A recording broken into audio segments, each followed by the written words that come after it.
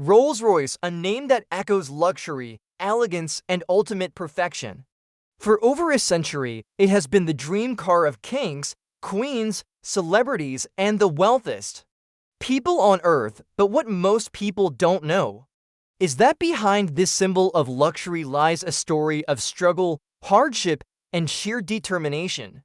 A story that begins not in the glittering world of the rich, but in the poverty of 19th century England. The man who gave the world Rolls-Royce was once a little boy forced into child labor. The year was 1863. In a small village in England, Henry Royce was born. His father ran a modest flour mill. But when Henry was just 4 years old, his father's business collapsed. The family lost everything and they were pushed into poverty. And tragedy didn't stop there. At the age of 9, young Henry lost his father forever. His mother was left alone to take care of the family. She worked as a maid to put food on the table. Meanwhile, little Henry took up odd jobs. He delivered newspapers, sold goods door to door, and did whatever he could to survive. His future seemed dark, but destiny had bigger plans. When Henry turned 14, his aunt noticed something extraordinary in him, an unusual spark of intelligence and determination. She took him to the Great Northern Railway Company, where he began working as an apprentice. For 3 years, Henry worked tirelessly day and night.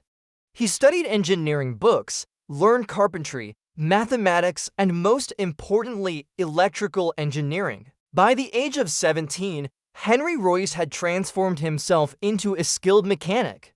At 21, he was working as an engineer for a company called Maxim Western.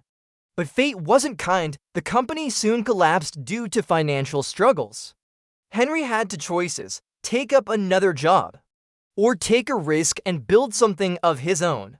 With just £20 in his pocket, all his savings, Henry started his own electrical company in Manchester. He partnered with his friend Ernest Claremont, and together they launched F.H. Royce and Company. In the beginning, Henry did whatever work came his way, repairing doorbells, fixing sewing machines, and making small electrical fittings. But soon, he realized something: the demand for electrical lighting was growing rapidly. Seizing the opportunity, Royce began manufacturing bulb holders, dynamos, and electrical doorbells. His small workshop soon turned into a successful business. By 1900, Royce's company was making over £20,000 a year, an enormous success at that time. Henry finally had a family, a reputation, and dreams of building a large factory.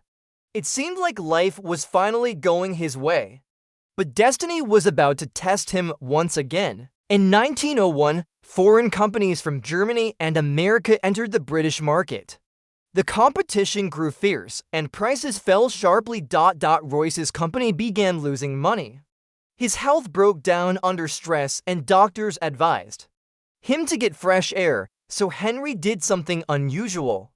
He bought a small French car, a Decauville, hoping it would help him relax and travel. But when he drove it, he was shocked. The car was noisy, unreliable, and poorly built. For a perfectionist like Henry Royce, this was unacceptable. Instead of complaining, he rolled up his sleeves.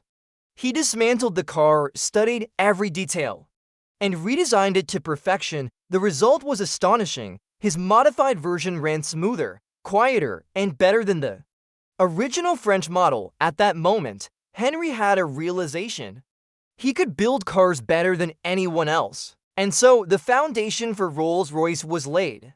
In April 1904, Henry Royce tested his first car, a 10-horsepower, 2-cylinder masterpiece. It ran flawlessly for 50 kilometers without a single problem. Royce built 2 more cars, each better than the last. But while Royce was an engineering genius, he wasn't a businessman. He needed someone who could take his cars to the world. That's when destiny introduced him to Charles Rolls. Charles Rolls was from a wealthy family. Unlike Henry, he grew up surrounded by privilege. But he wasn't interested in luxury. He was passionate about cars. Rolls already ran a successful dealership for imported vehicles, but he desperately wanted a British car manufacturer who could match European quality. In 1904, at a car exhibition, Charles Rolls laid eyes on Henry Royce's creations. He was stunned. He immediately told his partner, "I have just met the greatest engineer in the world." Within weeks, the two men shook hands. Together, they founded Rolls-Royce. From that day, history changed. Their cars weren't just machines, they were works of art. By 1906, they launched several models. But the world had not yet seen their true masterpiece. That masterpiece came later that year, the Rolls-Royce Silver Ghost. With its silky smooth engine and whisper-quiet ride, it was unlike anything the world had ever seen. To prove its reliability, Rolls-Royce drove the Silver Ghost for over 24,000 kilometers. Without a single breakdown, the press called it the best car in the world.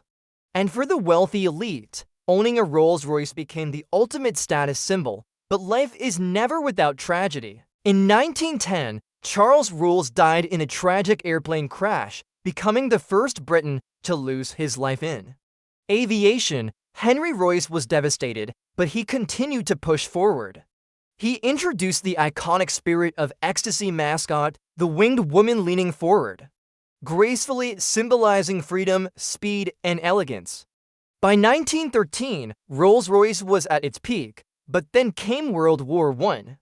The luxury car market collapsed, and everyone thought Rolls-Royce would disappear. But Henry had a vision. He converted his Silver Ghost cars into armored military vehicles. They carried machine guns, rescued wounded soldiers, and even acted as ambulances during the war. These vehicles became legendary. Not just that, Rolls-Royce also began building aircraft engines. Their Eagle engine powered British bombers and gave the Royal Air Force an edge in combat. It was a turning point, not just for the war, but for Rolls-Royce as a company. In the years that followed, Rolls-Royce launched more masterpieces, the Phantom series, new Bentleys, and cars that became legends of luxury. But sadly, Henry Royce never lived to see the full glory of his creations. In 1933, at the age of 70, Henry Royce passed away, yet his dream lived on. Today, Rolls-Royce stands as the ultimate symbol of luxury and engineering perfection. It is no longer just a car, it is a statement, a piece of art. A masterpiece born from the vision of a poor boy who once delivered newspapers to survive. And that is the incredible story of Rolls-Royce. A story of struggle, genius, tragedy, and timeless success. So next time you see a Rolls-Royce on the road, remember, it's not just a car, it's history. And before you go, make sure to hit the like button, subscribe, and press the bell icon, so you never miss more inspiring stories like this one. Because next time, we have an even bigger surprise waiting for you.